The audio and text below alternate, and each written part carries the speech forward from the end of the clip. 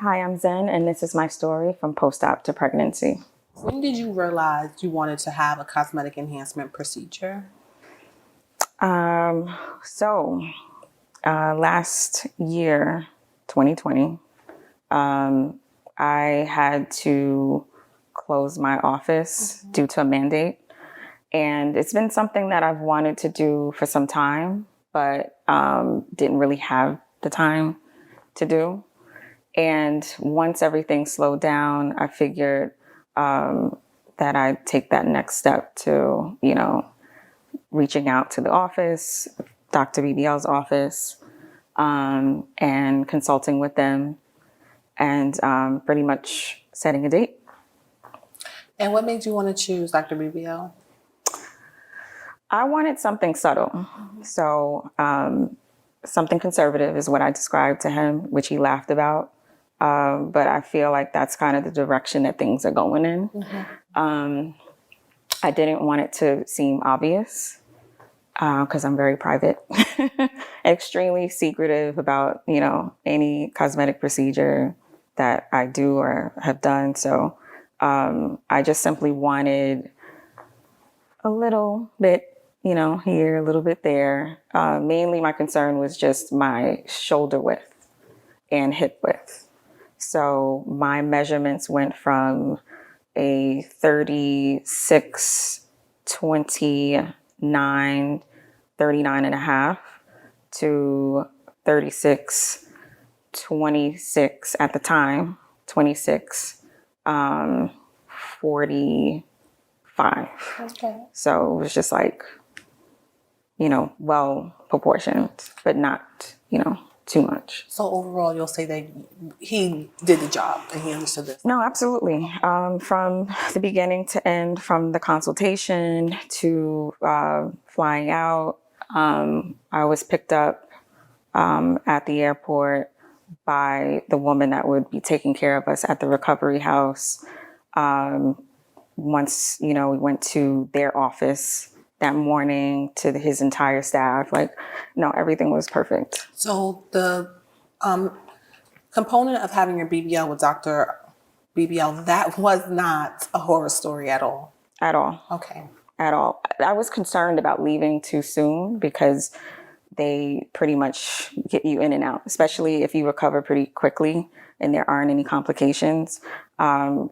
I believe they discharge you at 3 days. And I was concerned about that because I figured, I need to stay there a little bit longer. What if something happens? But they were pretty confident in their work that, I was pretty much there for just about 4 days. Okay. And then you flew back home. Okay. And when you From Minnesota. from Minnesota back to Jersey. Jersey? Okay. And when you flew back to Jersey, tell me a little bit about your post-op plan.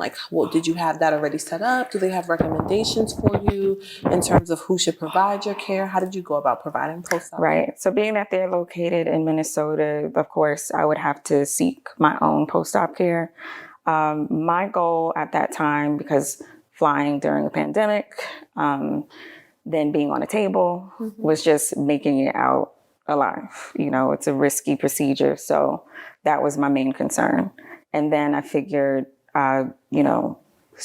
do whatever research was needed. I had a few places in mind to contact and reach out to them once I got home, which I did. And there were about maybe 5 or 6 options that I had in the surrounding area. So I'm in North Jersey. So it's Jersey and New York that I looked into, and no one got back to me. I was really surprised about that. So, I had to do pretty much a bit more research. I wouldn't call it research. It was just hashtags. Okay. So I'm clicking on hashtags at this point, and what were you hashtagging? Like massage therapist, PA, New Jersey? I think post-op was the main. And that was really it that I had, decided to look up. And there were a few other places that had come up, again, reached out to maybe 1 or 2. And the one that responded to me was in Philadelphia. Okay. So now how was that going to work? Philly, North Jersey, how far away were they? So what I decided was to pretty much disclose where my location was immediately, just to not go through the whole process of telling them my procedure and everything, what my needs were. So it's pretty much upfront, is distance an issue? And I was met with, as long as I purchased a specific amount of treatments, that distance wouldn't be a problem. So you always knew that you were looking for a post-op massage therapist that was going to travel to you, Right. rather than going to them. Right. Okay. Right. I wanted someone mobile and not a place like on location. That was my personal preference. So you finally do your hashtag limited research. You find a company that says, okay, we're going to go ahead and travel to you. We're mobile. As long as you buy how many packages they said you had to buy? It was like maybe somewhere between 5 to 7 sessions with them. And approximately how much did they charge per massage? So it's funny you say that. I thought it was cheap. It was like maybe for the entire package, from what I remember, like somewhere between $500 to $600. Okay. For like 7 sessions that were about 45 minutes. So in a way, I feel like that was reasonable, because 45 minutes, it's like, it goes by pretty quickly. So I felt like their pricing was reasonable. I was thinking of the travel, but that wasn't included in the package. Did they charge you a traveling fee, or? The second package that I purchased, yeah. Okay. So I had my first package I purchased in October, and then the second one in November, but the one in November I canceled. Okay, so you fly back from Minnesota after 4 days. Now you're back in Jersey. You begin to do post-op massages. You find a company that can get to you. Right. At what date post-operative did you start your massages? So I did have one done in Minnesota before leaving. So my flight was for Saturday, and I had one done, I believe it was Friday. And I knew I needed to, continue immediately. When I reached out to that office that was able to accommodate me, we spoke briefly about procedure that was done, what was needed, and pretty much figuring out like scheduling at that point. Once they established that they could work with me. And when I say they, I didn't know there was a they. I thought it was just a woman. Okay. And I thought that she worked alone. So we spoke, and things, seemed okay. At the end of the conversation, she says that her assistant would reach out to me to schedule whatever appointments that were needed in the future. I thought it was strange because she and I were already, building some rapport. But we were on topic. So it was just like, why all of a sudden do I need to speak to someone else? Then, I thought about it as like, she like a big shot or something where she needs an assistant to schedule her own appointments. So I just said, fine. Were you under the impression that the person that you reached out to and spoke with was going to be providing the massages? Absolutely. Okay. Absolutely. There was never a discussion of otherwise, So again, with the assistant, I was just thinking like it was just someone that schedules the appointments for her. So I do get a call. And how many days after speaking with her do you get a call? It may have been either the same day or the following. Okay. So everything was pretty much done. Yeah, this was over the weekend, so like on a Sunday. And I received a phone call, and I was told that he would be reaching out to me. So I expected a male to call me. I repeat pretty much what I said to her. The assistant was female? No, male. Male. Yeah. But it wasn't the person that was coming to do the massages, or was it? Well, that's what I wasn't told, So he and I speak over the phone. Again, I'm thinking we're just scheduling the appointments with her. Right. But it was really him who was going to be coming to do this. Exactly. Okay. Exactly. So our conversation pretty much went the same. I mentioned what I did. I think it was maybe some terminology that I used where I said I, was concerned about developing seroma, so I wanted to start as soon as possible.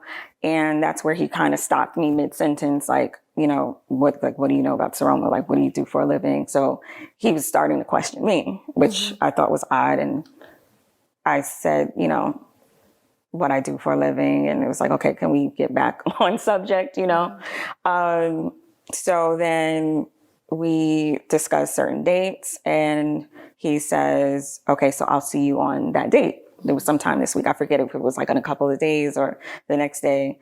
And I responded, no, you won't, because that was never mentioned at any point. So I was confused about that. And I feel like it was just slid in. So I was extremely, frustrated with the fact that it wasn't mentioned. I was difficult. I'll admit that. I, was told by the assistant that, he was experienced or whatever, because I asked for credentials right away, like, well, what is your background? You know what I mean? Because I've just had my own experiences in certain situations, and I just wanted to be comfortable at home. And it was a matter of personal preference. So it had nothing against him personally.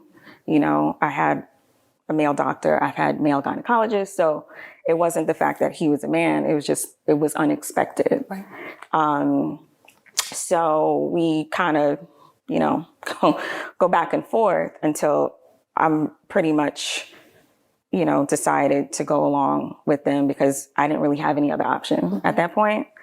So we agreed, and things were okay after that. It wasn't the best, but, we sorted it out.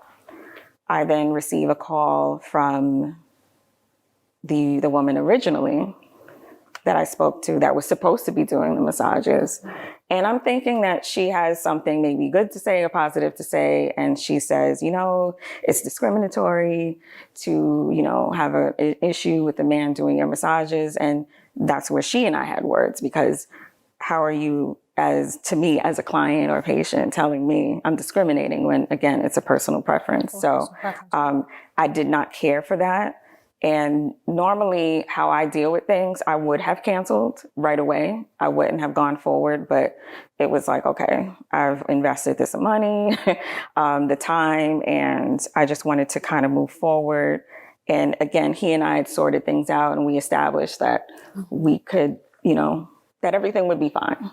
So I didn't have any reason to have anything against him, but yeah, that was pretty much it.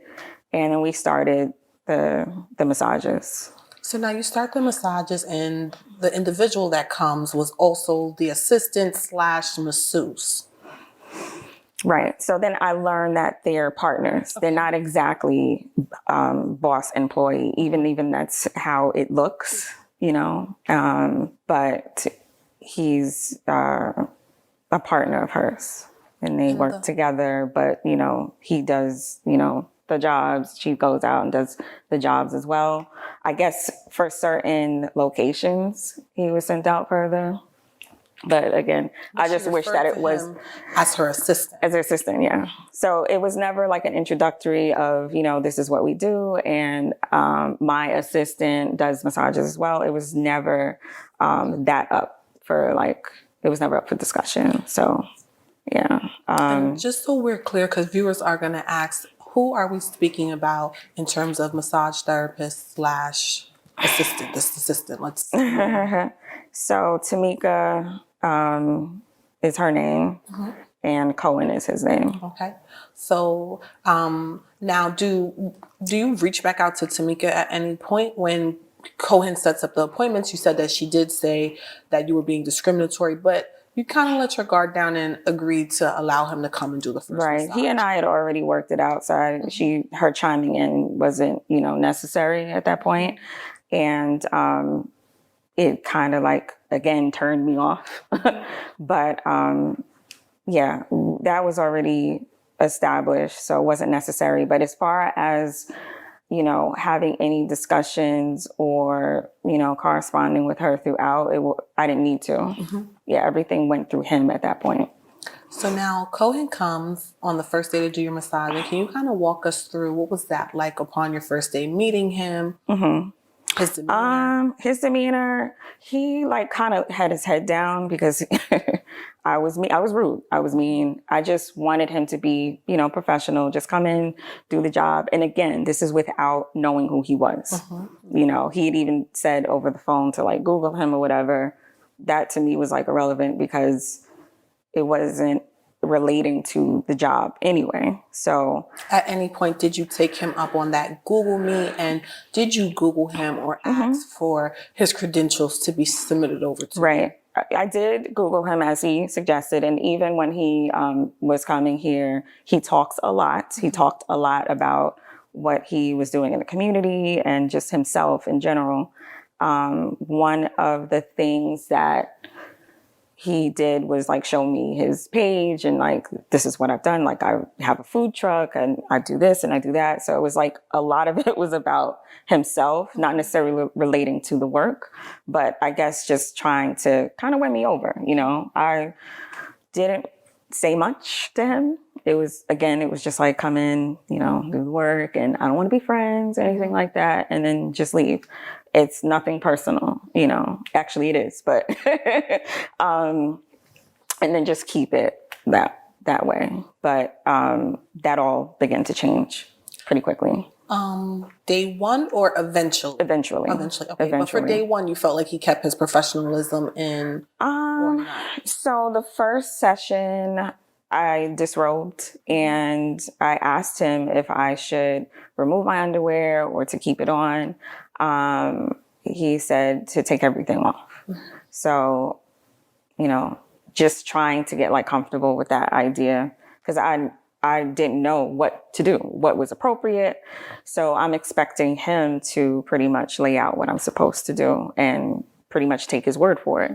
But now you did say that you had a massage in Minnesota. Was that with a male or with a female? It was with a woman. Okay. It was with a woman. And did you notice any differences between what she had you do versus what Cohen was asking? So I was beginning to heal, at a certain rate. I hadn't healed completely. I was still leaking. There was still like the, what do you call it? Like the table, like protectors and stuff like that. The chuck because of fluid and whatnot. So that was still needed in the beginning. And the type of massage, they had to be very delicate, but at the same time firm. And it was really painful. It was still painful for like the first few days that we were doing the session. So it was even difficult for me to like get up and off the bed.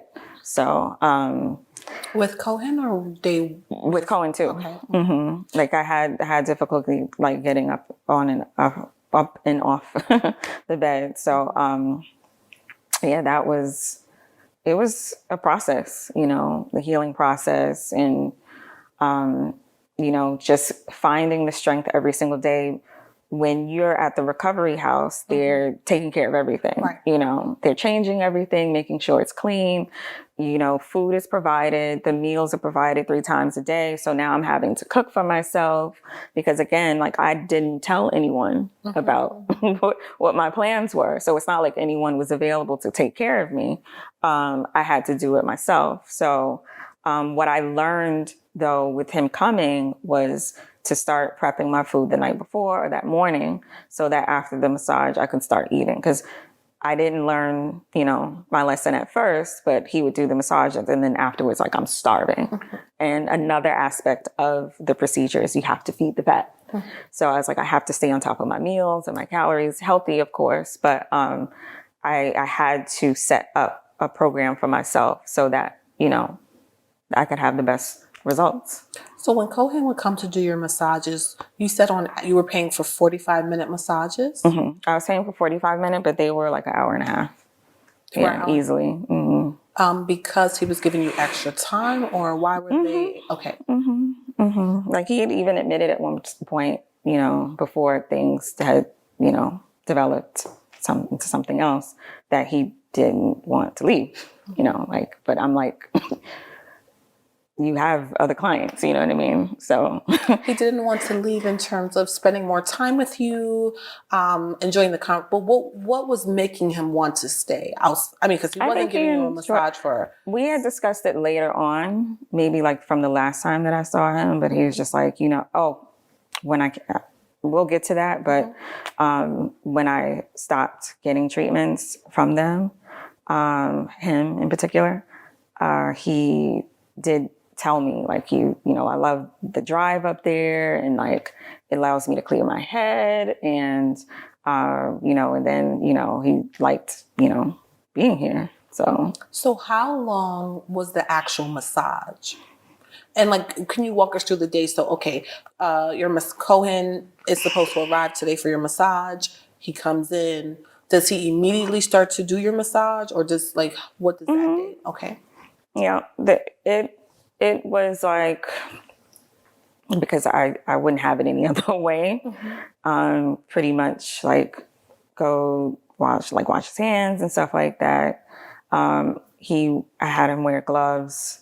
He didn't have gloves at the time, and I have them here, so I provided him with gloves to use. Did you think that was strange? He didn't have gloves, being that he was coming to do a massage, knowing that you were not even a week post-operative. Yeah. Looking back. But in all fairness, I said to myself, they are what seemed to be a new company. Once I got over the fact of him coming here, and they're Black owned, so I wanted to be fair, and I didn't, rag on it, too much. And I was like, give me my money back for the gloves. So yeah. And he gave your money back? He gave me my money back for the gloves. Yeah. So I thought it was a little weird, but I wasn't really thinking about that, too much. Yeah. So he would come in, wash his hands, do your massages, and then how long would you say the actual massage lasted? So he would use shea butter, which I'm like, I didn't know whether or not that was a good thing. I'm new to this. So as the professional, I'm pretty much just allowing him to do what he does best. And then, we would start the massages, and it was just a lot of talking on his end. He likes to talk. And I was just like annoyed a bit at first, because I could tell what he was trying to do. He was kind of like trying to get me to talk to him, and kind of win me over or whatnot. But I think that's why it was a bit prolonged, and because of the drive too. He had even mentioned that because it takes a while to get here and back, that he didn't mind spending more time. Yeah.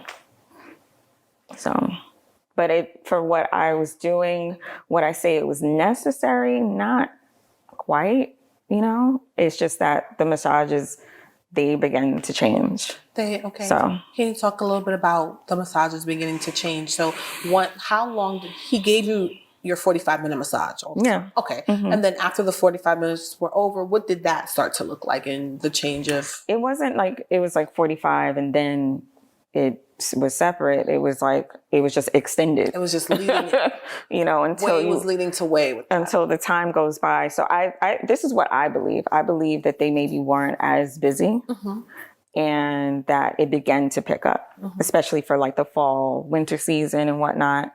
So what seemed to be like a slower period, he was able to do that. But again, that's when I realized he wasn't just acting as an employee. He was doing whatever he wanted because, he was part owner as well. So as far as the massage goes, you're supposed to avoid the buttocks. At least that's what I was told by the doctor's office. And that's one of the areas that he has started massaging. I asked him if it were okay based off what I was told. And he said yes, like it was fine. So I took his word for it as the professional. So, yeah. How did you feel knowing that Cohen was giving you conflicting information from your doctor? I pretty much, when I spoke up and I was given the answer, I still took his word for it because, I was beginning to build a trust. And I didn't want to like continually stay on top of him in terms of like questioning, you know, because I was already being a little harsh. And I think, you know, he was giving me a bit of a guilt trip because of it. Like I was giving him a hard time and that I was mean to him. These are things that were said like down the line. So it was just like, all right, let me just kind of lay off and take his word for it. What are some ways that you felt like you and Cohen started to build a trusting rapport with each other? I think ultimately, to be honest, because I was still being difficult every day. You know, I would just give him like the stare down, like, don't say anything to me, just come in, do the work. And I think what kind of broke the ice, so to speak, was when he came out and told me that he wasn't involved with Tamika. Why he felt the need to say that was strange, but it kind of worked because it made me comfortable around him. For whatever reason, I think because of me assuming that they were in a relationship based on their partnership and how she defended him, you know, in that manner.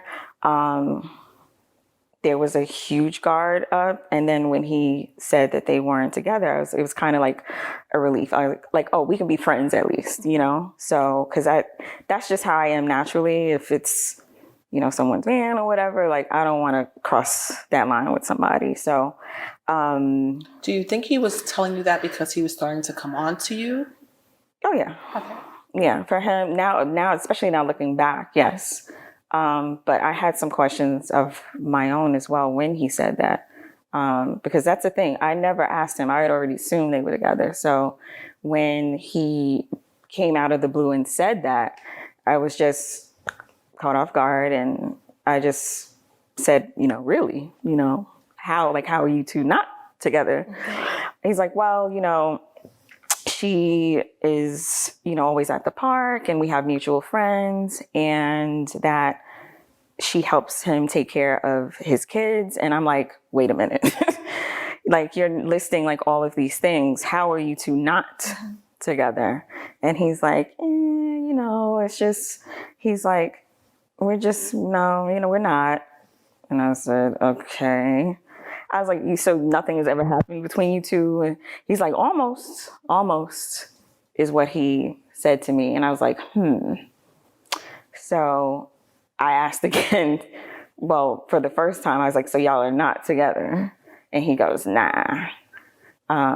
He said that this is what he said to me, that she would wait for him. And I was just like, wait for him? What does that mean? At first, I couldn't figure it out. It was beginning to make sense later on. But I think for him to, you know, whatever, be free. Okay, so waiting for him to return for... I guess, you know, I don't know. But, you know, it was like, I think I had never heard anyone say that. And I'd never heard that come from a woman, that she would wait for a man. So basically, once he stops, like, I guess, acting up or was ready to settle down, she was willing to wait for him. Now, why did Cohen feel the need to let you know about Tamika? If she was the person that you first spoke with for the company, she was handling the affairs, and she referred to him as the assistant. Mm-hmm. Well, my take on it, especially as the days went by, and he would bring her up quite often, but not in the most positive way, was that, you know, he was disloyal. That's how I took it. Mm-hmm. And which is why I didn't really say much around him. I trusted him enough in that sense, but not with any like information and stuff like that for him to repeat, you know. So I never... If he was doing this to her. Yeah, then he would easily like run back, and anything that he may have said about me, he would have had to make up, honestly, because I just never told him anything. I didn't trust him. I felt like he was just too chatty for my liking.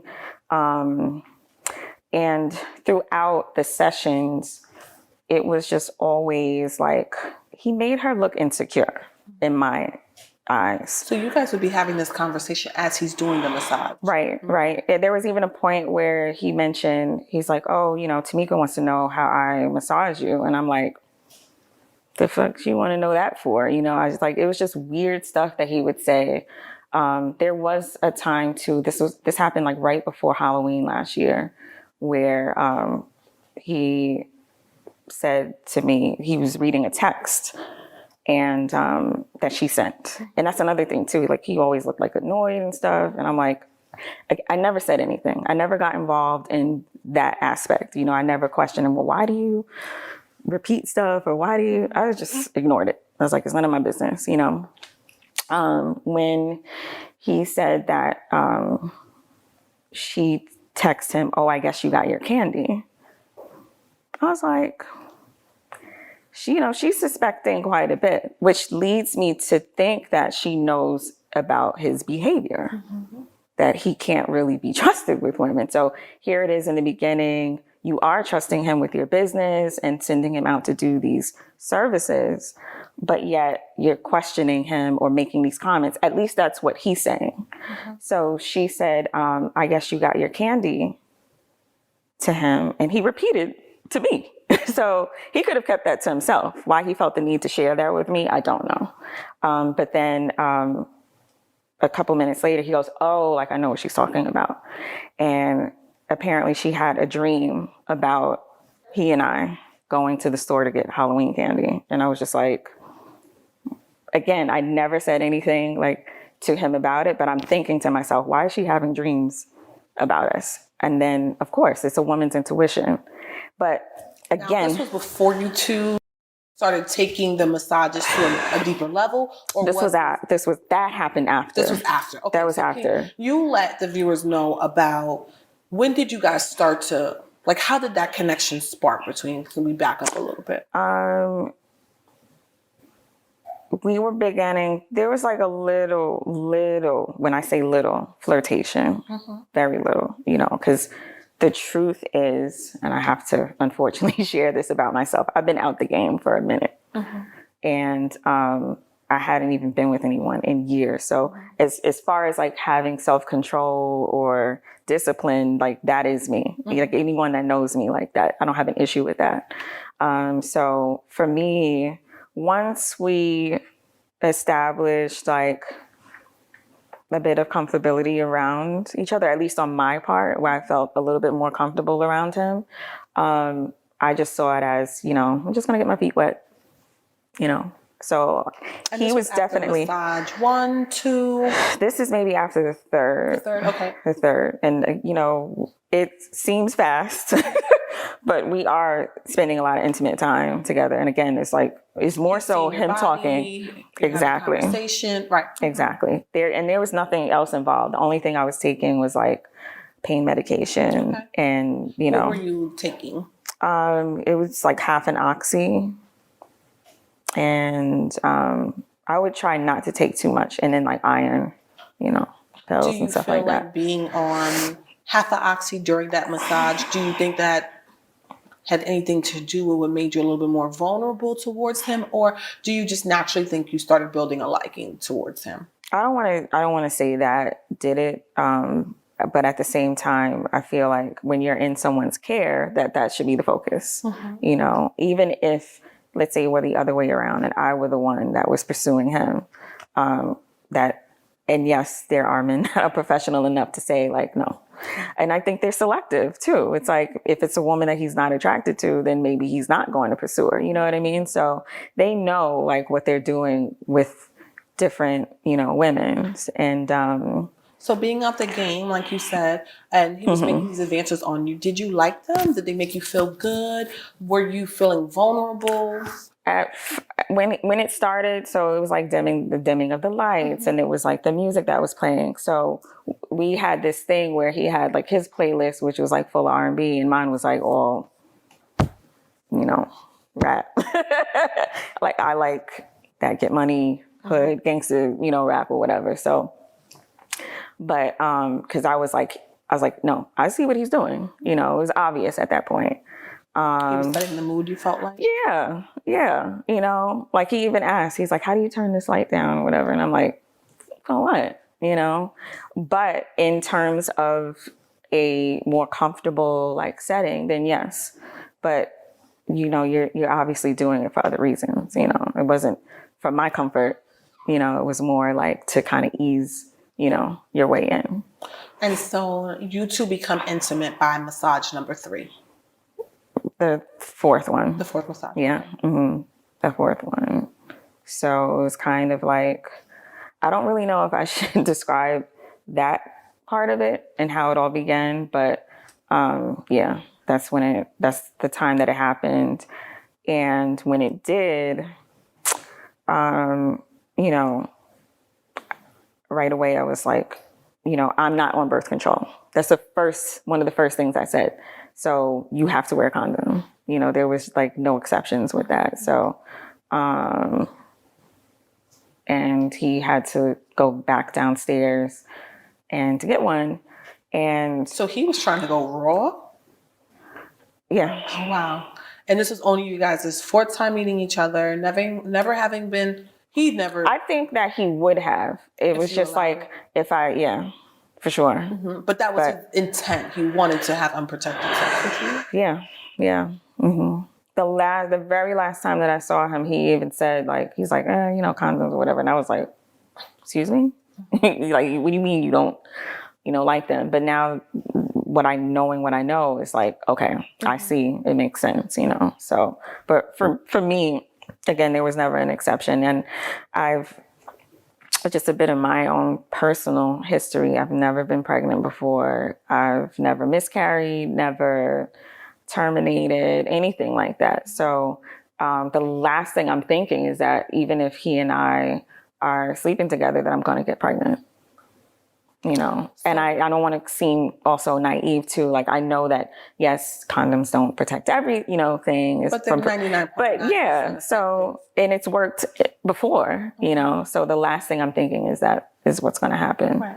So, mm-hmm. And so with condoms being 99.9% effective, mm-hmm. even though you're not on birth control, mm-hmm. when you found out you were pregnant, what were some of the first things that went through your mind? There was so much, how? Mm-hmm. How did this happen? I was safe. I just couldn't believe it. There were things that I wasn't willing to say to myself because I didn't want to make accusations. Mm-hmm. I didn't think that was fair.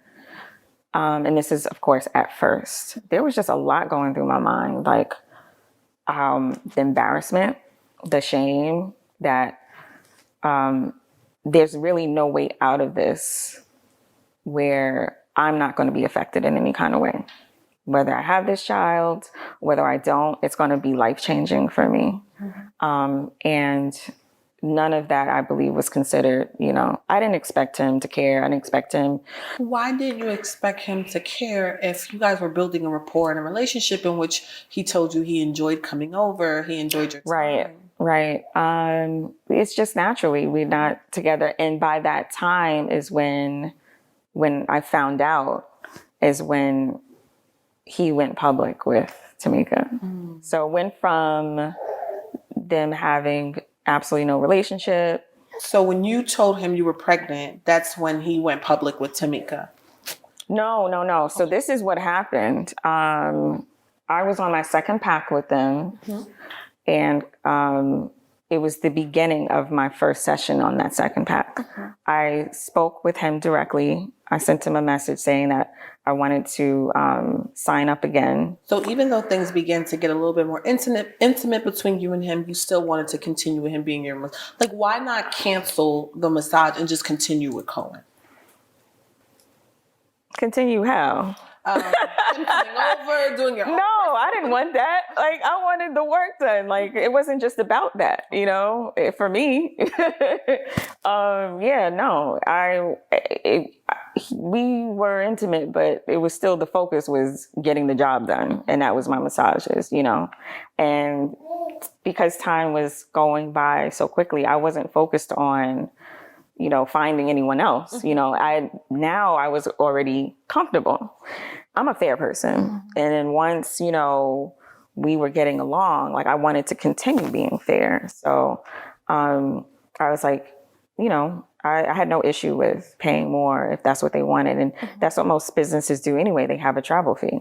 It's just that he never discussed that with me. When I signed up, that's when Tamika reached out to me. She texted me stating that she wanted to talk about the package. And I'm like, what do you really want to talk about? Because there was already an issue, and based off of what he was telling me that he was coming here. Right. It turned into like I was discriminating against him to her wanting to come instead, as he put. And I just looked at him and I'm like, for what? Like she basically practically pushed you here. And now all of a sudden she wants to come here instead. Again, I never elaborated on anything, how I felt about it.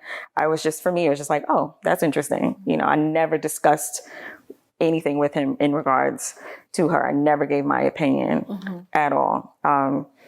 Even down to like, again, some of the things that she was saying about me. It just, for me, when he would repeat those things, I'm like, wow, she's talking about me a lot. Like I must be a problem, but I never let him think that, I never said anything negative about her,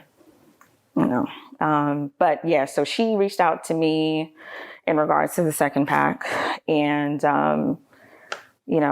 it was just like a lot of excuses when I knew what it really was, because he told me she had a problem. She had a problem with him coming. So when, she wouldn't say it, I was, a bit argumentative, because it's like, girl, it's okay. Just say what it is, She's like, well, that was one of their favorite lines too. It's not about the money. I'm like, yes, it is. You want to bring up, because she mentioned gas and toll and all these other things. And I'm like, how is it not about money? So I was like, throw me a figure straight up, and then she's like, oh, I can't do that. And I was like, yes, you can. If you want me to pay more, then just say that, or otherwise, then what? The thing is, she didn't want me to pay more. She basically just wanted to debt it.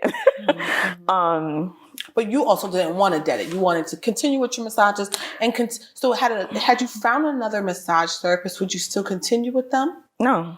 Okay. No, and I didn't think of finding anyone because we already had the arrangement. And again, like I went out and purchased my own radio frequency machine so that he can use it, because they were just doing manual only at the time. So it was just like, this isn't enough, like y'all got to step it up.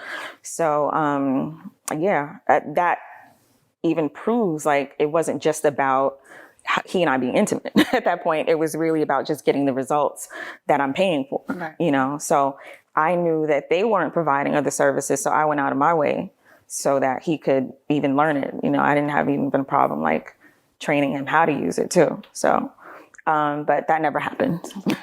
So now on package 2, how many massages did he get through on that package? Just one. He came out for one, and that was the last time I saw him. I recall that day. It was a very weird day. Okay. For one, that's when the first time he tried to sleep with me without a condom. Mm-hmm. So we were like kissing and whatnot, and then he just slipped right in, and it like really caught me off guard. And I was just like, but you're human, so it's like it may feel good, but at the same time, we don't get down like that, was what I told him. So I was like, get up and get off of me, and then he like kind of snickered a little bit and said, oh, it just, it felt good for like 2 seconds. And I'm like, I've never given you the permission, it's always been, and he's always shown me like, and that's the problem too. He would always provide one, and I should have had my own, but he would always provide one. He would show me like, he would show me the condom after sex, which was really strange too. There's no way that quick second that you and him kissed and he slipped it in, that there was any pre-com that could have possibly gotten you pregnant. It possibly could have. You think that? I'm still trying to like figure out the because the calculation is about 3 weeks. Mm-hmm. And I had my son, from what they calculated, at 41 weeks. Mm-hmm. So I'm still trying to figure that out as far as the dates are concerned.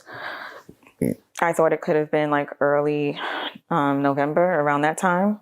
But knowing that you've always had protected sex with this person, he always showed you the condom. Which is weird. Like, I've never had anyone afterwards show me a used condom as like proof. Like, here it is. We used one. And I'm like, very just strange behavior. And then now all of it starting to make sense, you know. What do you take of that?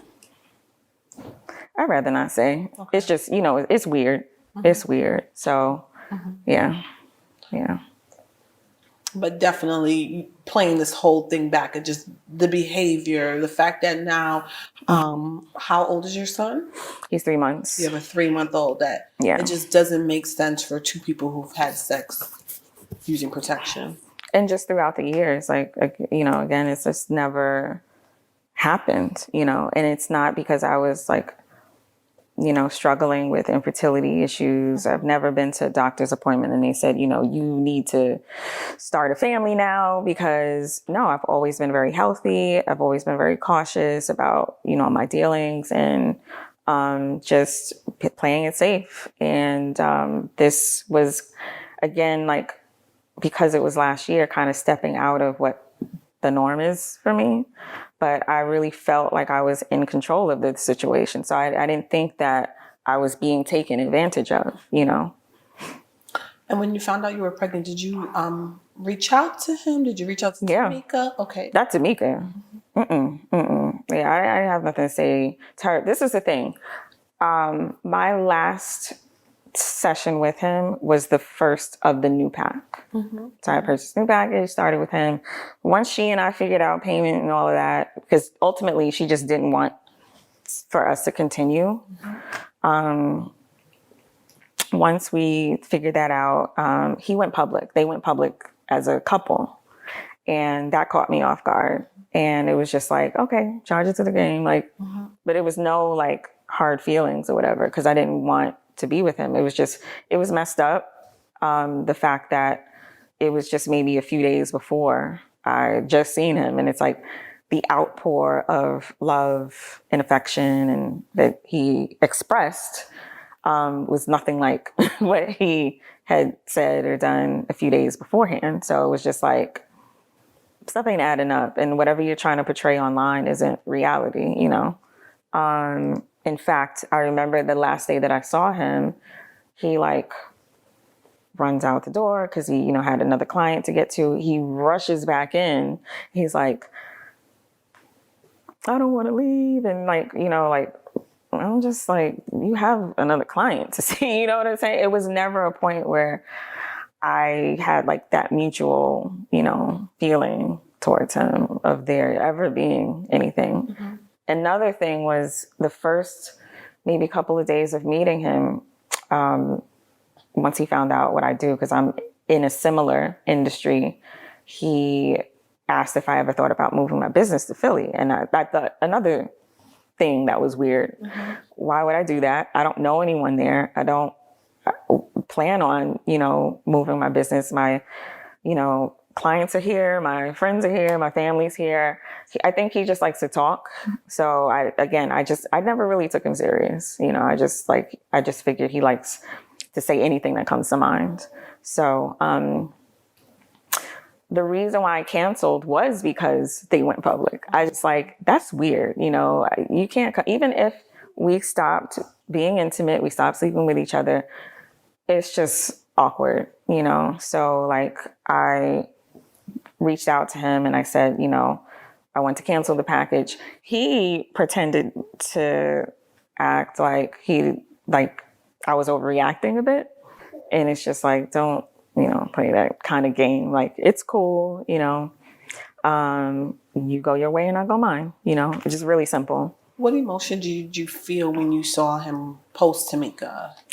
I was more concerned about her than I was even myself, because again, I didn't have any emotional attachment towards him, but I just thought it was, you know, like he's seeing how his mind operates, where he even thought that I was wrong for wanting to cancel. You should be understanding to that, you know? I think that He was more concerned about me keeping the package because it would lead to her being suspenseful.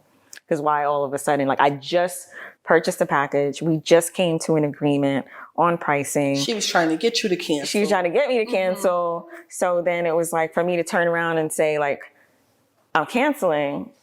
What is going on? You know, but I think she would have been, and she probably was relieved more than anything. So it's like once I canceled, it was like, good. You're not going back there anymore. She didn't even think further into it, you know? But I felt bad for her because I just felt like she was in the dark about whatever was going on. And, you know, he definitely didn't want her knowing. That's for sure. Like, it was very clear that he didn't want her to find out what was happening because when I told him I was canceling, he said right away, okay, I'll tell you found someone else. I hadn't found anyone else. I never discussed finding another, you know, post-op masseuse. So he was ready to lie to her. So which shows that that's all he does with her. And do I feel like he was lying to both of us? Somewhat, but I wasn't invested in him. So it was like, okay. It was something that I read recently too. It's like, people in general lie, but like if a man lies, it's like, you know, it's kind of to be expected in a sense, you know. However, it's what you do when you find out about it, you know. So you catch someone in a lie. And I think that pretty much just goes for anything and anyone. But at that moment, because he was outwardly lying, I said, let me just distance myself from this mess. So I canceled. She followed up with me with the refund process. I said that I wanted every cent back. I was being super petty. He gave me the other fees, like behind the scenes and stuff like that. Because again, he didn't want her finding out. He was just like, are we even? Is what he said. And I'm like, I'm not going to tell on you. The first time he told you that they weren't in a relationship, now to be trying to protect information getting to her, like, what did you make of that? I just thought, wow, this is a joke. You know, like you could have avoided that by just being honest, is what I told him. I was like, you need to learn to be honest. It's 2021. You don't have to lie to women. You know, if you need to lie to a woman, that means that you shouldn't have her, you know.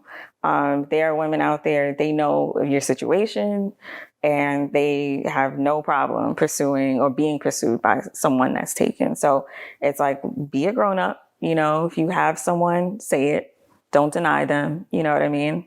That was basically what I told him because he wanted to speak to me afterwards, which again was just like, we're not together, you know, but he felt the need to continue speaking to me, reaching out to me. So that wasn't necessarily the end, you know. A few days after that, she reached out regarding whether or not I sell products. And I was like, yo, they're just two weirdos, you know. It's like, what do you want from me? You know, I don't want to collaborate with you all. I don't want to work with you, like nothing. And it wasn't like I was upset. It was just, I don't know what y'all are about. You know what I mean? And I sensed some funny stuff. So I just didn't want to be bothered. You know, in a sense, I was like freeing myself of the BS, you know, because it was just messy. So had he been truthful with you and told you that Tamika and him were in a relationship, do you think you would have still allowed him to pursue you? No, absolutely not. Nope. Because that was the reason why I was on guard, you know, it was because I thought they were in a relationship. Yeah. And again, like that life of him having the park, and I didn't want to be a part of that. I in the end wished him well, and you know, I thought he was doing great things from what he showed me. And I'd never really met anyone that was involved with the community that way. So I was really impressed with what he had shown me, you know. But aside from that, like, no, I never wanted to pursue anything with him. And I wasn't really concerned with, you know, the nature of their relationship in that manner. I was being respectful, and he was not. And the business included too. Right. When you finally found out that you were pregnant and you reached out to him, it was around the same time that he had just posted that him and Tamika were a couple. Right. What were some of the thoughts going through your mind as being your first pregnancy? I didn't want it to be like this. I reached out to him first. He was the first person, not that I felt like I could trust him, but I honestly, I was embarrassed. I didn't want to tell anyone. I didn't want to tell family. I didn't want to tell my friends. Like, no one even knew about him, like that.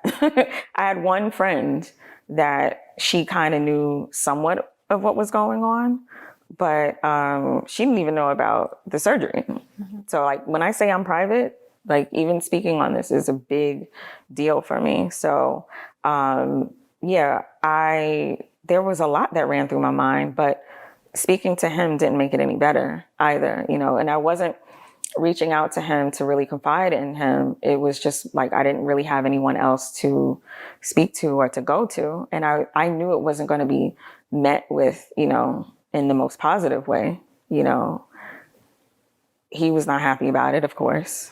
I wasn't expecting there to be anything different on the receiving end. It was just, I was heartbroken because that's not how I wanted my life to, pan out. Like I had planned for everything, everything that I've done, I've, structured a certain way so that I could avoid circumstances like this. I wanted my family to be proud of me. I wanted to be proud of me, not even so much about what anyone else was thinking. Like I wanted to be look in the mirror and be proud of myself. So I was just really disappointed and confused and wondering, like, how did this happen? And it was like, don't be stupid, obviously, because you had sex, but still, it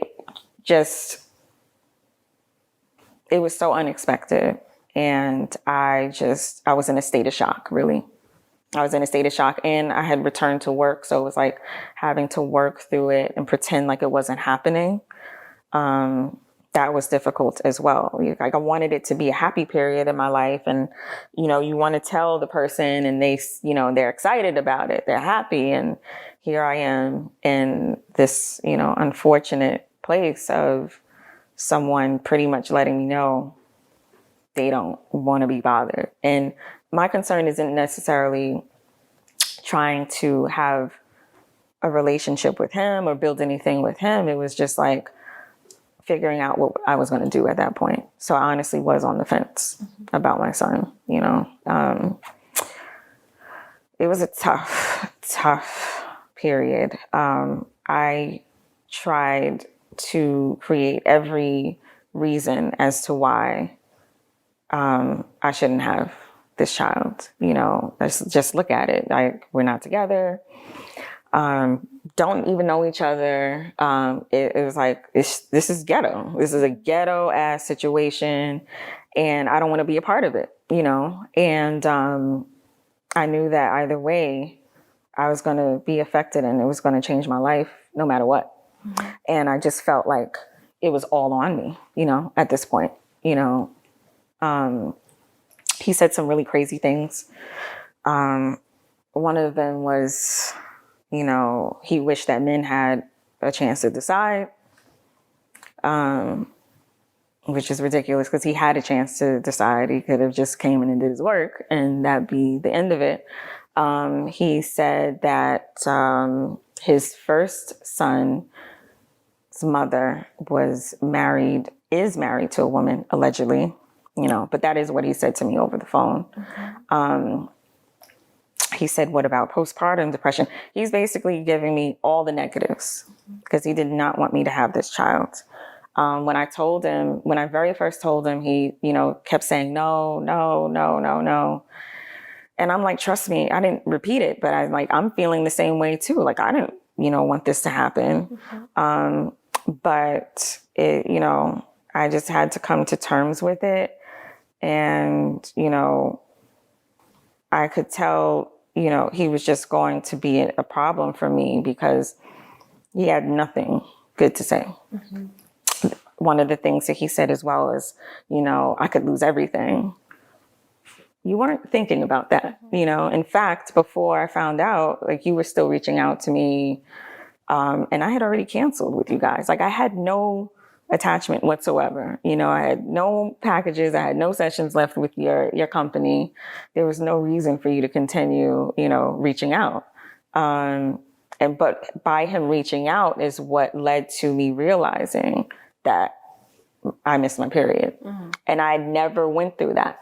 I never even purchased a pregnancy test before. All of this I was going through alone. So, like, having to go to the store and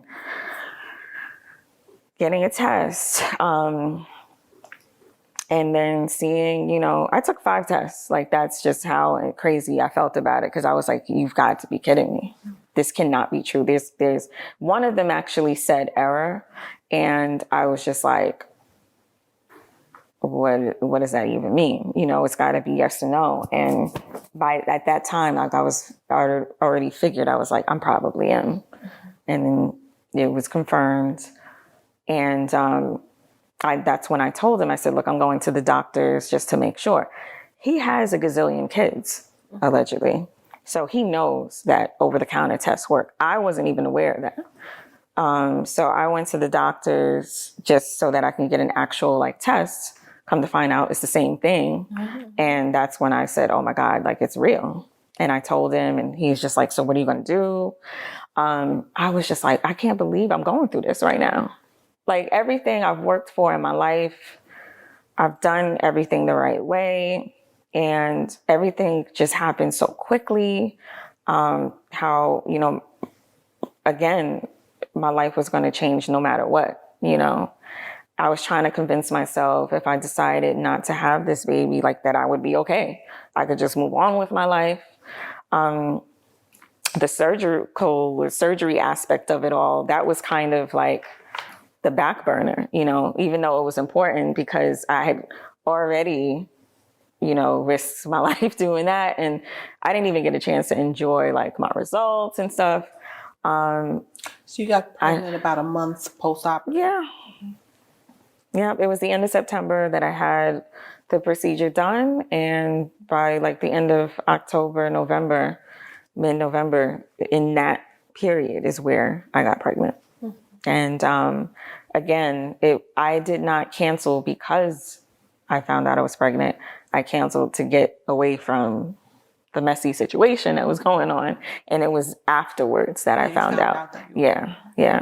So and you had no inkling that you were pregnant? I had a bit of mild nausea, and it actually started the first week of November. That's where I was like, what is going on? And then I took a shot of tequila, because I'm like, that's not it, you know? So that's when I actually took a test, and it said that I wasn't pregnant. I took my first test in November, the beginning of November. And then I took the others, like, the beginning of December. Okay. So officially I knew, like, the very first week of December. By that time is when he was celebrating this joint sort of merger between his company and a plastic surgeon, which I already knew was coming. He told me that Tamika and a friend of hers were both going to get surgical procedures, allegedly, and that he was going to take care of them. I think they were going to, like, Miami to get it done. And that he was going to take care of them. And then he mentioned about this doctor that they were supposed to be working with. So I was like, that's dope. You know, you're going to be working alongside a surgeon that, you know, is doing these procedures. And then you guys are doing the post-op, you know. So I knew about all this stuff, things that I shouldn't really have known about. I knew back in kind of like October, November, what he had plans on doing. So it wasn't just us sleeping together. Like, there were things that he was sharing, like, in terms of business and whatnot that was going on. So, you know, he had even said to me one time, he's like, you know, you seem like you could teach a man, like, a lot. So I think that's another thing with him. Like, he has a thing for women that are business women or in position of certain things. Because I think he sees it as beneficial too, you know. So, but yeah, stepping into motherhood was scary. I became a single mom instantly because I held him accountable. He kept trying to, in my opinion, scare me every step of the way. It was one morning I wake up to a text message and he says to me, and I could feel the tone like in the message too. He's like, what if, the baby needs extra care and I can't be there? And I'm like, every other day it was something, And I'm like, look, man, I don't want to hear it. That's when I had to put my foot down. I'm like, you made a decision every time you came here. So stop with the bullshit of, oh my God, like you're freaking out. And, I need to clear my head and figure out what I'm going to do. And, I just figured I needed to cut off all communication from him anyway. But he kind of tried to do that to me first, He basically said, well, I have a lot going on my end. So when is the due date? That's what he asked me. So he was being a dick. I probably can't say that, but he was being... Did you tell him when the due date was? No, I said sometime in August. I didn't want to specify because at that point I was like, it's none of your business. You don't really want any involvement, and I asked him just to see what he was willing to do. And I said, I'm going to need your help throughout this process. I never specified if it was financial, if it were emotional support. I just didn't want to go through this by myself. And he flat out said, well, if you're going to have the baby, you're going to have the baby. There's nothing I can do about it. So that pretty much just set the tone. And I was just like, okay, so this is what it is. And, I think the one time he had kind of reached out, he just wanted to see what I was going to do. And I told him I heard the baby's heartbeat and that I had already made a connection and I couldn't go through having an abortion. And that was it. And he what wanted was his response? His response when he found out that it wasn't meant well, he basically sent me a picture of a video of his sick mom. Mm-hmm. He was making it about himself, basically. He's like, look, this is what I have going on. He's like, I have stuff I need to pay for. And I'm like, I didn't say anything. I didn't say anything because I'm not going to force anyone to do, what's right. Mm-hmm. I think, if you look at the situation from the outside, it's like, for most people, they believe if you decide to go forth with having the child, then you are on your own, mm-hmm. So that's pretty much how I took it. And I just moved forward. And that was it. I didn't look back and ask him for anything. He pretty much told me, it was one of the last messages that he sent. And he said that he had told Tamika and that he told his family. This was like mid-December. And I don't really know what he told her or anyone. And I didn't really care at that point, who knew what. I just wanted him to, again, do the right thing. But as time went on, I started to learn more about him and the things that he had apparently done to other women, as far as being inappropriate, and like it really made me sick to my stomach. Okay, so we fast forward to now. Mm-hmm. Cohen is actually arrested. Yeah. For allegations of rape. Mm-hmm. I actually want to pull up exactly what.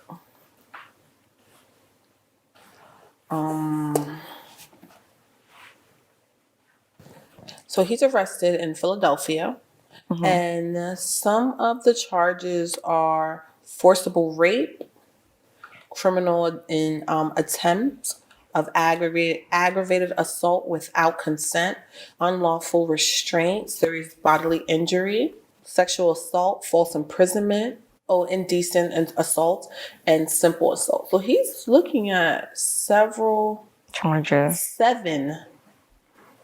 charges. So at his arraignment, there were 7 different charges that related to sexual assault.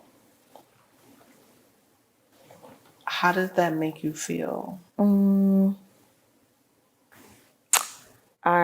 not surprised because there were some things that I learned before that about him. And, seeing how women were actually coming to his defense was shocking. But I could kind of understand because he had this kind of non-threatening demeanor about him. Like you wouldn't think that he's capable of these things because he just acts like a wimp, He acts harmless.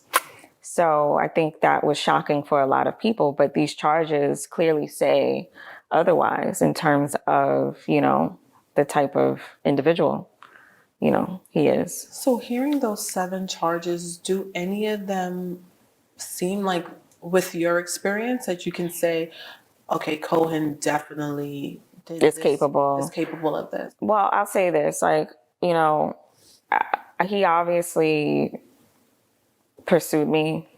I gave in. So I wouldn't say I'm along those lines of assault in terms of, being violated in that sense. So even with everything that I've been through this past year, I refuse to, accuse him of, any of those things. However, it does make me think, his pattern behavior and then me winding up pregnant says a lot, but I just making the connection alone, is confusing. And it's like when you have no proof, I don't know really what to think or what to say at this point. I just know that I have a son that I have to raise and that he's going to want to know who his father is. And, he has a record. And I just don't want my son to have any sort of hatred or disappointment in me based off of my choices. Like that does matter to me, where I didn't want any generational trauma to be passed down, which is another reason why I waited so long too. Like I had healed from anything that I endured at one point. So although I was ready to have a family, it was not with him, And I think that's the only way I was able to get through this was because I had healed. So, and I knew that sadly, he was trying to break me indirectly. Because again, it was just always about his image, about people finding out what they would think about him. And he was willing to do everything to kind of, I guess, kind of mute what was really happening, Now, in all of this, you take the stance to be optimistic about everything. You went through your pregnancy alone, and now here you are telling your story. Have you felt broken at any time?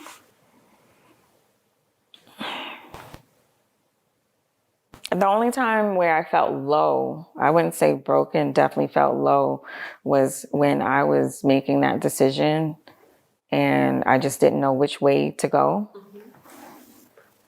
And, it's like he kept saying things to like kick me further, Do you want to share an example? I mean, yeah, I think I had said it, before, where he was like telling me about postpartum depression. He mentioned that, like, you could have postpartum depression. Or he mentioned that his first son's mother is married to a woman, allegedly. And What's the significance of that? The only way that I took it, it's hard to get in the mind of somebody that's, off. But the only way that I could take it was like he was almost telling me like my life could end up that way, or that he destroys women. Because that's pretty much what I don't understand, what a same-sex marriage and involving your son has anything to do with me, you know? Right. But it was almost as if to say, like, this may be the path that you go down, you know? And it's because of him, you know? So it was just, he was just saying a lot of weird shit. And I was just like, I need to stay away from him, you know? And as far as his other children are concerned, I didn't know how many kids he had. Had I known how many kids he had, I wouldn't have even let him touch me. When I asked him how many children after I found out I was pregnant, he said under his breath, like 5. He didn't even, but it's not like he said it proudly, you know? And Like 5 meaning there could be more, or was he affirm on there were 5? it was as if he was embarrassed, you know, because I was judging him. I was. And I was livid because I knew it wasn't all with the same mother. I knew that he was the one responsible for creating these broken homes. And I say that because when I think about community work and his community effort, and you're talking about violence and issues within the home, that's usually the reason why, you know? So I'm like, you're the one that's contributing, but yet you have this program for kids, but you're the reason why, like, this is, Right. yeah. So I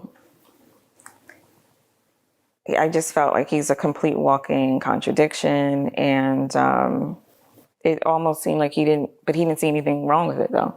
Mm-hmm. So at that point, it was just like, what's done is done. And I need to figure out what is next, you know, for me in this new chapter, you know, And becoming a mom and unexpectedly. And, you know, Did he reach out to you at all throughout the pregnancy, right before delivery, being that you told him sometime in August? He stalked me. He just watched my stories. Mm-hmm. I left them open because I figured maybe he would have a change of heart. So I didn't want to necessarily cut him out completely. I wanted to give him an opportunity to do the right thing. And yeah, all he did was just watch me. And then it was when he saw a photo of my son at 3 weeks where I said, that's where I draw the line. Like, you're not, unless I go public with him, which I have. Mm-hmm. At the time, it was just in my stories that I was sharing photos of him, but he's definitely seen him. Okay. And has said absolutely nothing. No. And people close to me have asked too, like, has he called? Like, has he checked on you to see? And even if it weren't for me, check on him. Because I don't care, you know, how you feel about me. But neither one of us wanted this, but he's your son, whether you like it or not. But now with all of this developing and all of these, you know, accusations and all of these issues unfolding, like, I don't want him to be in contact with him, especially right now. Mm-hmm. So, yeah, that's just pretty much, you know, how I feel about it. It's unfortunate that, you know, he's not really going to have that opportunity to know his father with everything that he has going on right now. I would never trust them alone together, you know, unless my son, if he gets older and he chooses whatever is happening with this case and, you know, whatnot, I'll give him the right to choose. But no, I would never want my son in his company at all, you know, with what I know now. Yeah. What was it like giving birth and the father not being there? Again, like, I just prefer that he weren't, because I felt like he would add more stress to the situation, knowing that that's not what he wanted. And he would make my life a living hell. In terms of the, you know, pregnancy itself, like, I didn't dilate at all. So I wanted to at least try naturally. If I did have contractions, I didn't know. It just felt like minor cramping. I have a pretty high pain tolerance, so I honestly don't think I had gone into labor ever. They had to schedule me for an emergency.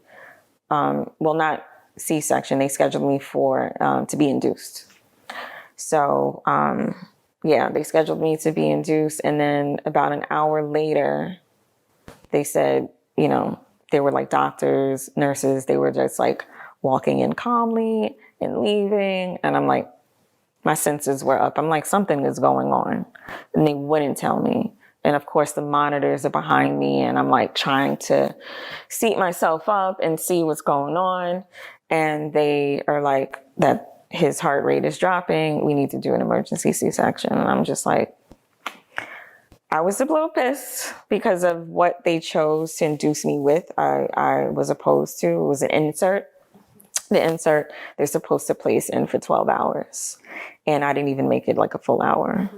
And I just felt too, because it was in the canal area, whatever solution that they were using or that insert would, it would interfere with him during a vaginal birth anyway. So, I was a little upset about that I didn't even really get to experience like that aspect of it. But yeah, an hour later, he was born. And to have to go through a cosmetic procedure and then again, like my body's been through a lot in this past year. Actually, like what? I know that you're saying you're processing this all very well, and I am watching your demeanor. Like you haven't cried this entire interview, you know, and you, from the way you spoke, I mean, we've checked in back in, I want to say maybe like September with each other. Yeah. And you weren't crying then. You seemed to be. I'm hard to break. But I can't help but feel like psychologically, there's just more there for me. Like somebody has gone to school to study the way in which people respond to trauma. It's hard to believe that a woman who has waited her entire adult life to give birth doesn't get the pregnancy that she wants in a situation with somebody who then decides they want to be in your life, and you're telling me there's nothing more there. You know, I just feel like there's something deeper. And my first go-to would be that, you know, even outside of this interview, just wanting you to process it all with the therapist, because it can't be all smiles and laughter behind something. You know, the only reason why I do that is because my mom says the same thing, and she processes things differently. She's very emotional. Right. I'm not.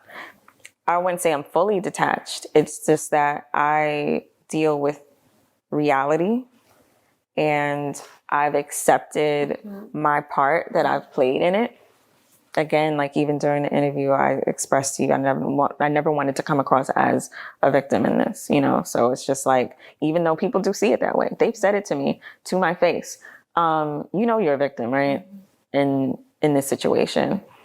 I understand it to an extent, but I have to move forward, you know? That's the only way I feel like I have to approach it. And again, like whatever I went through in my past, I dealt with. And I've always said that in life, that we are always going to go through some type of shit. It doesn't matter what level that it's on, that we do not leave this earth unscathed. It's going to be something that's really going to rock us. And this is it. I was in a way preparing for it because I'm like, look, I'm doing everything right, the right way, quote unquote, you know, so to speak. I'm happy and I'm content with my life. I wasn't trying to get pregnant. That was never the intention, not in this way. And, you know, I wasn't trying to fill a void. I wasn't lonely. My life was lit. You know, I just got, you know, my procedure done. So I was like planning on traveling and, you know, finally meeting someone that I wanted to, you know, be with at some point.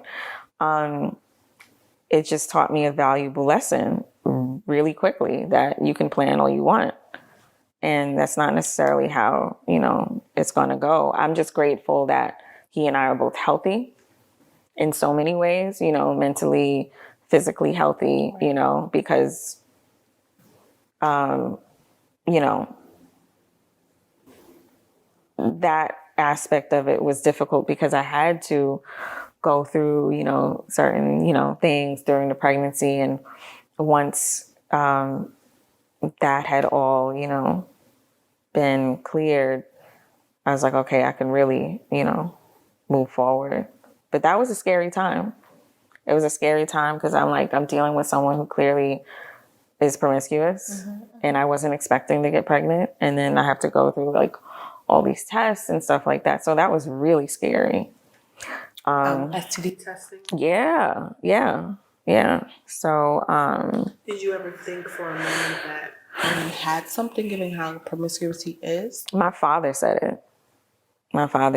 And I knew like what to think, but my father's from the streets, and he's like, that's one of the first things he said. And it's not that I didn't want to believe it. I knew that was a possibility, but I'm just grateful that that's not the case, So once we got over, when I say we, I mean me and my son got over that hurdle, I was like, I don't have anything to complain about, honestly. We're alive, we're good.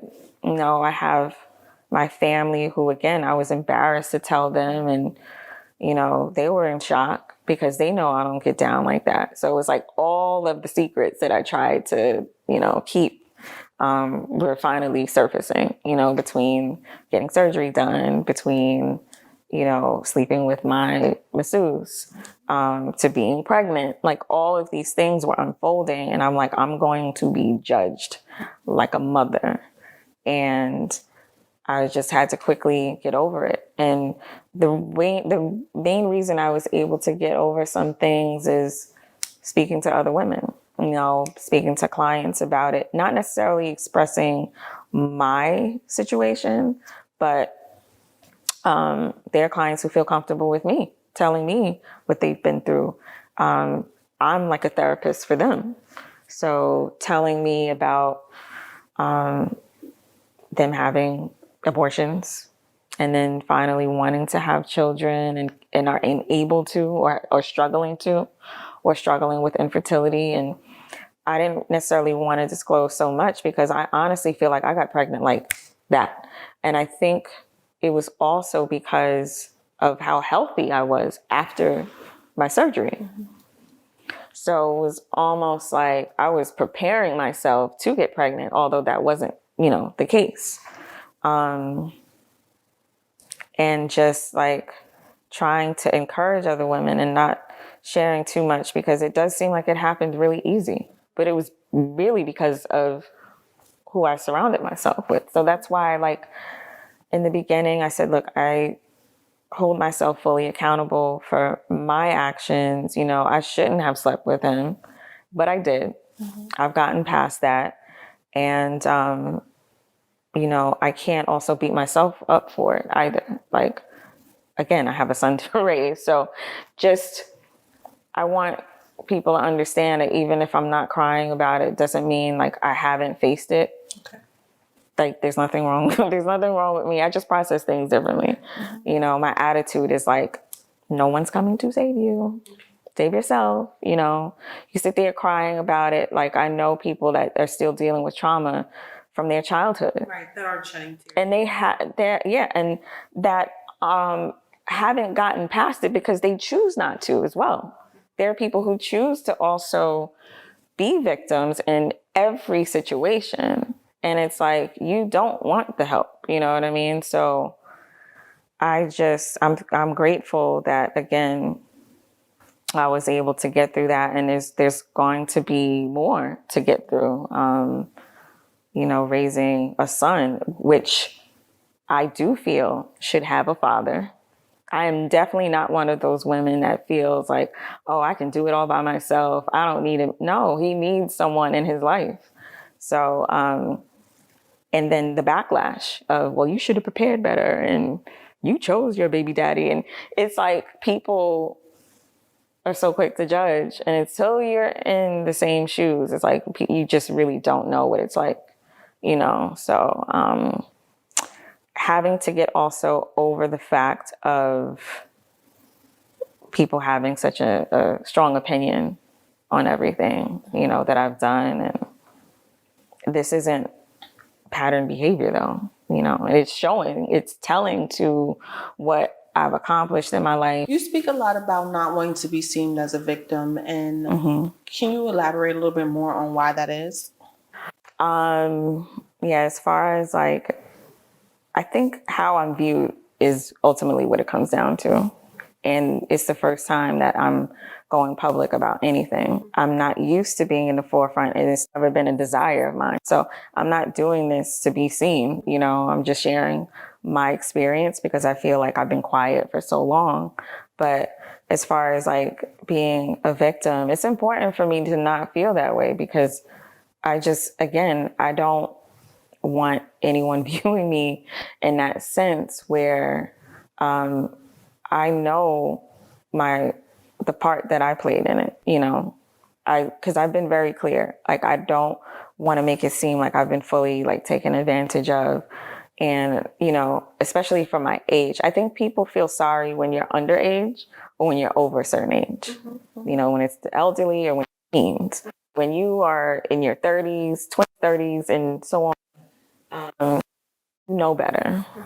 So I think that's why I don't want it to come across that way because, again, how people will perceive it. Maybe I do care about what other people think. Maybe I care about what he'll see when he grows up. It's hard because when you have consensual sex with someone, it's hard to feel like a victim in a sense, you know.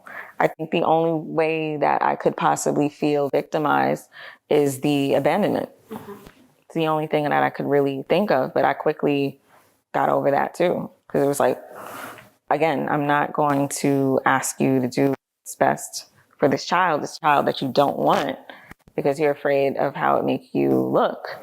I was concerned about myself too, you know, but more so to me and then everyone else, you know, like I have clients where no one really knew that I was pregnant up until Mother's Day. That's when I made like an announcement. I did a reveal that I posted, and I'm going to celebrate him every step of the way. My maternity shoot, like this is my first child, so I wasn't ashamed in that sense, and that's why it can be a bit conflicting where you see me celebrating, so then it's like, so is she a victim or not? It might confuse some people because they expect me again to hide myself, to hide my story, to hide him. And,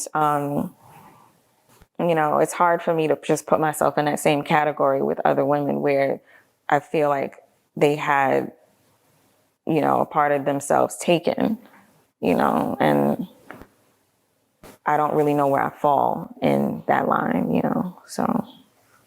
Okay. What are you hoping for the future? Justice.